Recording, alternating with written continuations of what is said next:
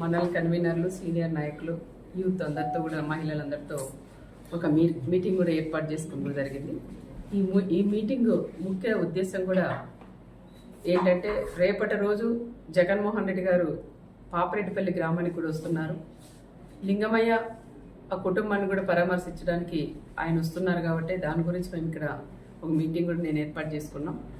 మా వాళ్ళలో అంటే మా తెలుగుదేశం నాయకులు కానీ కార్యకర్తలు కానీ పరిటాల రవి గారి అభిమానం ఎంతో ఆవేదనగా కూడా ఈరోజు వాళ్ళలో కూడా కనిపించింది. మీరు కూడా ఇప్పుడు చూసింటారు. జగన్ రెడ్డి వస్తున్నారు, ఆయన హెలికాప్టర్ దిక్కకూడదు, మేము చుట్టుముట్టి మళ్ళీ తిరిగి ఎన్నిక పంపిస్తామని వాళ్ళ ఆవేదన కూడా ఈరోజు చెప్పింది కూడా జరిగింది. ఎందుకంటున్నారంటే, ఆ రోజు పులివిందలకి పరిటాల రవి అని వెళ్ళినప్పుడు అడగడగన చెక్ చేసి ఆయనకు ప్రాణహామీ ఉండదని తెలిసినా అడగడగిన చెక్ చేసి కేవలం 3 బండ్లు మాత్రమే పంపించి అక్కడ కోర్టులో కూడా హాజరైనారనే విషయం చాలా మందిలో ఆ రోజు తిరిగి వెళ్ళిన వాళ్ళందరికీ, పరిటాల రవి గారితో ఎవరైతే వెళ్ళారో వాళ్ళందరికీ కూడా ఆవేదన, ఆ బాధ అనేది ఈరోజు కళ్ళకు కట్టినట్లు కూడా కనిపించింది. మరి ఈరోజు మన రామగిరి మండలానికి వస్తున్నారు, మన ప్రాంతానికి వస్తున్నారు, ఆయన రాకూడదు, మీరు నో అని చెప్పొద్దండి అని నన్ను గట్టిగా కూడా నన్ను నిలదీస్తున్నారు.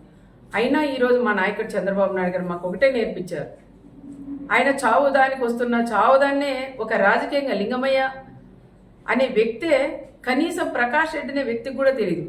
లింగమయ్య ఫ్యామిలీ కూడా తెలుగుదేశంలోనే ఉండేవాళ్ళు. వాళ్ళ పిల్లలకు కూడా ఉద్యోగాలు కూడా ఆ రోజులు ఇప్పించింది కూడా మేమే అని కూడా మేము చెప్పుకోవచ్చు. కానీ కొన్ని సందర్భాల్లో పార్టీలు కూడా మారిన తర్వాత అనుకోకుండా మన ఉగాది రోజు సంఘటన జరగడం, ఆ సంఘటన జరిగినప్పుడు ఒకరికొకరు కొట్టుకొని ఆ రోజు చనిపోవడం కూడా చాలా బాధాకరం. ఫస్ట్ జగన్ రెడ్డికిను ప్రకాష్ రెడ్డికి కాదు బాధపడిన వ్యక్తి నేనని కూడా చెప్పుకోవచ్చు. నా ప్రాంతంలో, నా మండలంలో ఈ విధంగా జరగడం అది చాలా బాధాకరం అని కూడా మేము చేసాం. అది మామూలుగా సాధారణంగా గొడవపడి చనిపోవడం తప్ప అది ఒక ఫ్యాక్షన్ మర్డర్ అయితే కాదని ప్రత్యేకంగా నేను కూడా చెప్తున్నాను. ఒక ఫ్యాక్షన్ మర్డర్గా సృష్టించి తోపు బ్రదర్స్ వాళ్ళు ఏదో రకంగా రాజకీయంగా చేయాలండి. లాస్ట్ 5 ఏళ్ళు వాళ్ళు ప్రతిపక్షంలో ఉన్నప్పుడు కూడా కురుబస్సును ముందు పెట్టుకొని ఒక పక్క వాల్మీకి, ఒక పక్క కురుబ వాళ్ళు ముందు పెట్టుకొని కూడా రాజకీయం కూడా చేశారు. మళ్ళీ వాళ్ళు ఎమ్మెల్యే అయిన తర్వాత పాపం వాళ్ళు పట్టించుకుని పాపాన్ని కూడా పోలేదు. మళ్ళీ ఈరోజు వాళ్ళు ప్రతిపక్షంలో ఉన్నారు కాబట్టి వాళ్ళకి దొరక 9 నెలల తర్వాత ఆయన లింగమయ్య చనిపోయాడు కాబట్టి ఆ లింగమయ్యని ఒక రాజకీయంగా వాడుకొని ప్రకాష్ రెడ్డికి కూడా ఆయన జగన్ రెడ్డికి కూడా పరిటాల కుటుంబం వాళ్ళు ఈ విధంగా చంపారు, ఒక ఫ్యాక్షన్ మర్డర్ అని చెప్పి ఈరోజు ఆయన్ని ఇక్కడ తీసుకొని రావడం అది ఎంతవరకు సహజమని కూడా కనుక్కోవాలి. ఒకసారి జిల్లాలో ఉండే మాజీ ఎమ్మెల్యేలు అందరూ ఉన్నారు, మాజీ మంత్రులు ఉన్నారు, మా కుటుంబం గురించి కూడా అందరికీ కూడా తెలుసు.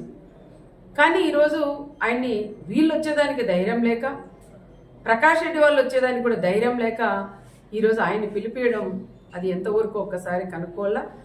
ఆయన జగన్ రెడ్డి కూడా తెలుసుకోవాలా, అది ఫ్యాక్షన్ మర్డరా, మామూలుగా జరిగిన మర్డరా, ఇది ప్రకాష్ రెడ్డి ఏమైనా రాజకీయంగా వాడుకుంటున్నారనే విషయాలు వాళ్ళు కూడా తెలుసుకునే బాధ్యత ఒక మాజీ సీఎం గారికి కూడా ఉంటుంది. కానీ ఆ రకంగా కాకుండా వీళ్ళలో విభేదాలు పెట్టుకొని ఓ పక్క మాజీ ఎంపీను, ఓ పక్క మాజీ ఎమ్మెల్యే వీళ్ళిద్దరి మధ్యలో గొడవలు పెట్టుకొని నేను తీసుకురాలా, నువ్వు తీసుకురాలని ఎక్కువ పట్టింపుతో ఈరోజు ఆయన కూడా తీసుకొస్తాం. ఓకే తీసుకురండి, నేను వద్దని చెప్పను. తీసుకొచ్చిన తర్వాత పాపిరెడ్డిపల్లికి వచ్చిన తర్వాత కనీసం ఆ కుటుంబాన్ని పరామర్శించి రెచ్చగొట్టి మాట్లాడుకోకుండా ఆ కుటుంబానికి కూడా న్యాయం చేసి వెళ్ళమని నేను మాజీ సీఎం గారికి కూడా చెప్తున్నాం. మా బీసీల నియోజకవర్గం మాది, మరి మీరు బీసీలను అడ్డం పెట్టుకుని రాజకీయం చేస్తున్నారు మీ ప్రకాష్ రెడ్డి వాళ్ళు. మరి రాప్తాన్ నియోజకవర్గం ఎల్లుండి వచ్చి రేపు వచ్చినప్పుడు నువ్వు కూడా ఒక బీసీకి ఇన్ఛార్జ్ ఇచ్చి కూడా పోవాలని ప్రత్యేకంగా నేను జగన్ రెడ్డిని కూడా నేను కోరుకుంటున్నా. నాకన్నా ఎక్కువ ఈ ప్రాంతంలో ఉండే ప్రజలందరూ కూడా అదే కోరుకుంటున్నారు. మా మంత్రి గారు కూడా మాట్లాడినారు, నీకు అంతగా బీసీల మీద నీకు ప్రేమే ఉంటే మరి నువ్వు వస్తావు ఈ నియోజకవర్గానికి వచ్చినప్పుడు, ఈ ప్రాంతానికి వచ్చినప్పుడు నీకు దమ్ము ధైర్యం ఉంటే రేపు ఒక బీసీని అభ్యర్థిగా నువ్వు ప్రకటించగలవా అని నేను కూడా జగన్ కూడా నేను అడుగుతున్నాం. కేవలం ఇది మామూలు హత్యని ఒక ఫ్యాక్షన్ హత్యగా మీరు ఇది తీసుకురావడం అది కరెక్ట్ కాదని మరొకసారి నేను కూడా తెలియజేసుకుంటూ, ఏది ఏమైనా మా వాళ్ళందరితో కూడా ఇప్పుడు నేను మాట్లాడి నిర్ణయం తీసుకొని సమన్వయం పాటించండి. వీళ్ళు గొడవలు పెట్టి కక్షలు పెట్టి ఏదో విధంగా మనల్ని గొడవల్లోకి లాగుతున్నారు. దయచేసి వాళ్ళ ఉచ్చులో పడొద్దండి. దయచేసి అలాంటి వాళ్ళని నమ్మొద్దండి. దమ్ముంటే మీరు మా జగన్ని ఆపగలరా అంటారు. దమ్ముంది, ఎవరు మీరు అవసరం లేదు. నాకు దమ్ముంది. ఎంతమంది డిపార్ట్మెంట్ వాళ్ళు ఉన్నా నాకు దమ్ముంది. నేను నిలబెట్టగలను. నేను అనుకుంటే. కానీ మాది అలాంటి సంస్కృతి కాదు. మేము రమ్మనే ఆహ్వానిస్తున్నాం. వచ్చి ఆ కుటుంబాన్ని పరామర్శించి రెచ్చగొట్టి మాట్లాడుకోకుండా ఆ కుటుంబానికి కూడా సహాయం చేసుకోమని మేము కూడా చెప్తున్నాం. ఇంటెలిజెన్స్ డిపార్ట్మెంట్స్ వాళ్ళు కూడా సార్లను కూడా అడుగుతున్నాం. రెచ్చగొట్టి ప్రకాష్ రెడ్డి అనే వాళ్ళు ఈ రోజు ఈ టైంలో కూడా ఆయన మళ్ళీ పెడుతున్నారు.